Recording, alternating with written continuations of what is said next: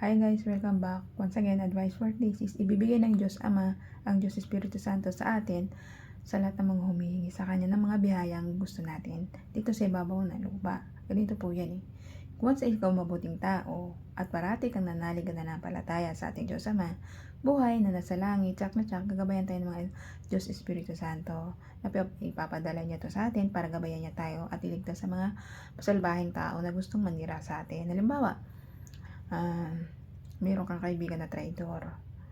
Hindi niya ipupush na maging ma-depress ka para sa mga taong ganun. Bagkos u-open niya yung utak mo para malawakan mo yung pangunawa at kababaang loob mo doon sa kapwa-tao mo na nagtatraitor sa'yo o naninira sa'yo. Lalawakan yung pangunawa mo para maintindihan mo bakit niya yung ginagawa dahil nga sa mga espiritong demonyo na pumapasok sa isip mo at sa puso mo na binubulog yung mata mo para gumawa ng patuloy na kasamaan na hindi tumitigil sa paggawa ng mga masasamang gawa dito sa ibabaw ng lupa.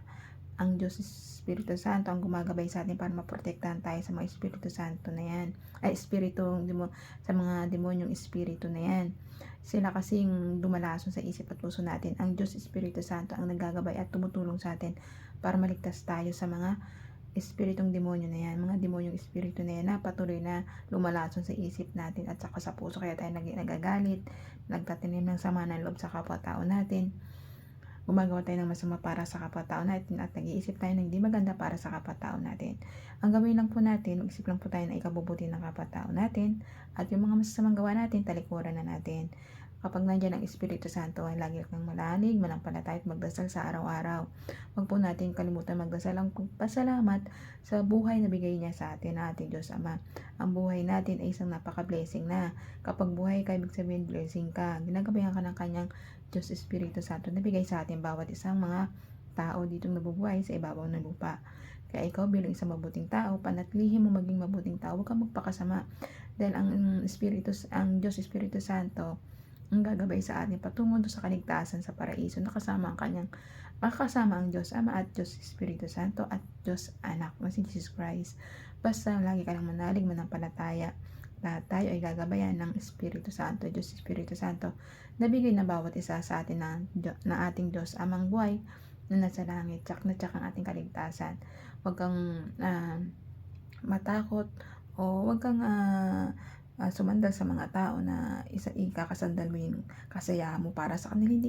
Hindi sila magpapasaya sa atin kasi habang buhay tayo, pansamantala lamang ang tao. Pansamantalang ngayon mahal ka, bukas hindi na. Walang permanente ngayon kundi ang ating Diyos Ama lang at Diyos Anak at Diyos Espiritu Santo ang nagmamahal sa atin. Kaya ikaw, magbago ka na. Kung mali mga ginagawa mo sa buhay mo, baguhin mo na at talikuran na to. At manalig mo ng palataya at patatagin mo yung pananalig mo sa ating Diyos Amang buhay na nasa langit. At ililigtas niya tayo sa pamamagitan ng Diyos Espiritu Santo nabigay ng ating Diyos Ama para sa atin na gagabayan niya tayo at ililigtas sa mga masasamang espiritong demonyo na lumalason at nagtutulak para gumawa tayong masama. Kaya hanggang dito na lang pang advice. Ingat po tayong lahat and God bless.